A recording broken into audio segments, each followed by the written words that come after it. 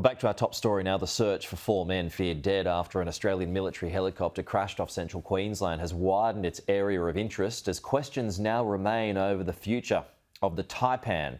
Joining us live now from Canberra, Senator Jacqui Lambie. Jacqui, good to see you. Thanks for your time this morning. How are you feeling about it all this morning? It's been a couple of dark days, that's for sure, especially for those families up there and you know, our whole Defence Force. You'll find that you know, between those four men, there would have been a lot of people that knew one or a couple of them at once. So it does become a real strain in that Defence Force for the next few weeks while this is going on. That's which is very, very sad. I don't particularly want to talk about the Taipans myself. No doubt that will come in the future, but right now, out of respect to those four men, certainly let them know that our hearts go out to them, and the whole country is feeling your pain. So I want the families to know that. Yeah, I do have to ask though, I mean, the question is being asked about the Taipan, that there has been incidents in the past. This isn't an isolated one. I mean, do you have worries about the future of the Taipan?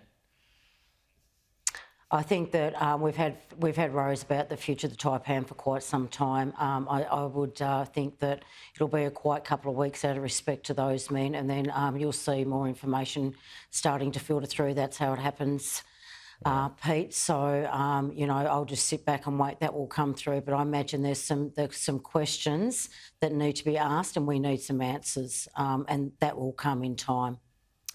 Investigations are continuing into what happened, Jacqui, but you know, looking at the calm weather, the amount of pieces that the aircraft is now in points to some kind of catastrophic malfunction. Do you have an idea of what you think happened? I think if you don't have time to radio out that you're in trouble, there's definitely something that's gone terribly wrong with that helicopter, and no doubt we'll have to get to the bottom of that. So, but like I said, you'll find a lot of quietness just over the next few weeks, and then you'll start to see it come through thick and fast, mate. And we'll take it up then. All right, let's move away from that one. The opposition wants to scrap Labor's $40 a fortnight increase to JobSeeker, wants to replace it with an allowance which would let folks earn $300 before it starts to affect those welfare payments. Which option do you think is better? Oh, I think we should do both options. First of all, we should do the $40 because they need it, because that's the least that we could give them. But certainly, you know, and I think I've been out there with Peter Dutton for a few years now, saying whether it's our older workers or it's these workers that are on JobSeeker, to allow them, to give them some more room to move. If we can just, sometimes they get really stuck in a rut. And, mate, if that means by working a few hours it's actually going to get you back into the workforce, then what do we have to leave? It doesn't cost the country anything, but give them some more hours to see whether or not it's enough to push them through. They can grab a new job with everything that they've possibly got and actually stay in that and eventually come off JobSeeker. That is the whole premise behind doing these sort of things. We have nothing to lose. On the other side, Pete, the unemployment rate is right down to basically, what is it, 3.5%, 3.4%, 3.5%. And I can tell you, and I've said this before, we are going to have people in society through probably some of their fault, no fault of their own or whatever, that are really, really stuck in a rut that may never work again. And we have to accept that. That is the way society is. In the meantime, chuck the extra hours out, give them the extra $40 and just see whether or not we can hit that rut and get them moving, the ones that are still sitting out there. And I'd say, there'd have to be a couple of 100,000 of them. More so not because they've got a job, but more so to help them, to see whether or not we can get them moving again and get them back into the workforce permanently.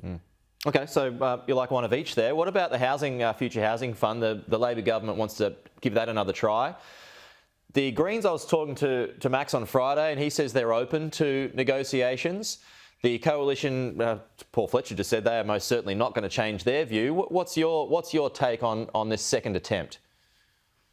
Oh, well, blow me over. If the Greens are open for negotiation, then hello, there's plenty of homeless people out there.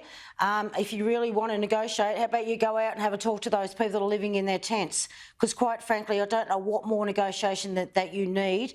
You have thousands of houses that are going to be built. You've got an extra 1,200 for every state and territory out there that we've managed to be able to do the deal for. You've got an extra $2 billion in there. I've got emergency service workers waiting to move into cities who cannot afford the rent that need those houses.